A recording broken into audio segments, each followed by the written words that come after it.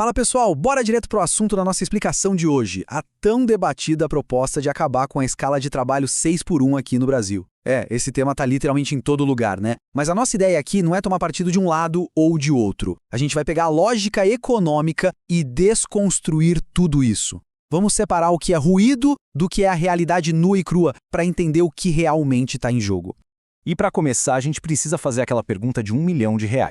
Quem é que vai pagar essa conta no longo prazo? Porque, olha, é super natural focar só na promessa de alívio e descanso imediato. Mas a economia, pessoal, é como uma engrenagem gigante. Se você mexe numa peça fundamental do mercado de trabalho, isso gera um efeito dominó que dura anos, talvez décadas. Então, a gente precisa dar um passo para trás e olhar além das boas intenções do curto prazo. O que nos leva direto para a seção 1, a promessa perfeita. Bom, vamos mergulhar nisso. O argumento para acabar com a 6x1 costuma ser vendido como a vitória dos sonhos para a força de trabalho. E faz todo sentido. Pensa bem, menos horas trabalhadas, muito mais qualidade de vida e o mesmíssimo salário caindo na conta no fim do mês. Superficialmente, soa como a solução perfeita, né? Afinal, os defensores garantem que não vai rolar redução de salário. E, no curtíssimo prazo, isso até pode muito bem ser verdade. Mas aí entramos na seção 2, a matemática do mercado.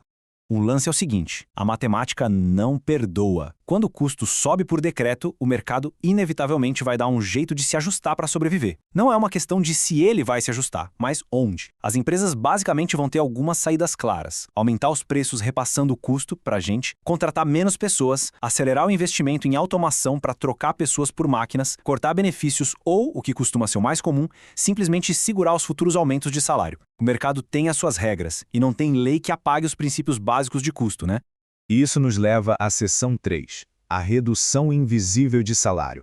Isso ilustra perfeitamente um grande paradoxo econômico. De um lado, a gente tem o salário nominal, sabe, aquele número no olerite que cria uma falsa sensação de que está tudo crescendo.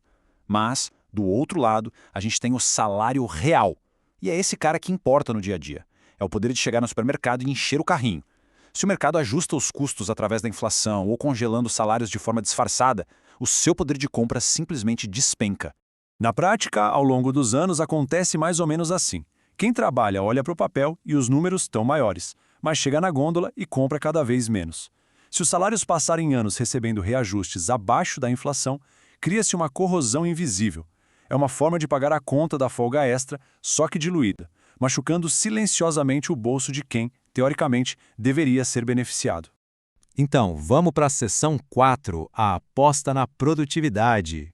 Tem um contra-argumento fortíssimo que diz que trabalhadores descansados rendem mais e compensam o tempo a menos. Olha, isso é lindo num estúdio de design, mas a economia real tem limites físicos. Pensa comigo, um caixa de supermercado não tem como escanear os produtos na velocidade da luz só porque dormiu bem. Um motorista não pode dobrar a velocidade do ônibus e um segurança não consegue vigiar 2 lugares ao mesmo tempo. Para essas funções, a compensação em produtividade esbarra literalmente nas leis do tempo e do espaço. Diante disso, eu te pergunto, a gente está reformando o mercado de trabalho inteiro baseados numa expectativa ou numa garantia matemática? Porque apostar que um ganho de produtividade mágico vai custear uma mudança tão profunda é um risco gigantesco, principalmente nesses setores onde acelerar o trabalho é fisicamente impossível. E aqui chegamos no ponto crucial de tudo isso. Seção 5. As vítimas silenciosas. Para entender de verdade a magnitude desse impacto e quem paga o pato, a gente tem que olhar para a âncora da nossa economia, o salário mínimo. Ele não é só o piso de quem está ativamente batendo ponto todo dia, tá? O salário mínimo é a referência absoluta para as aposentadorias, pensões e um monte de benefícios sociais. Ou seja, a dinâmica do mercado de trabalho afeta diretamente a vida de milhões de pessoas que nem estão mais trabalhando. Presta muita atenção nisso, porque é o grande X da questão.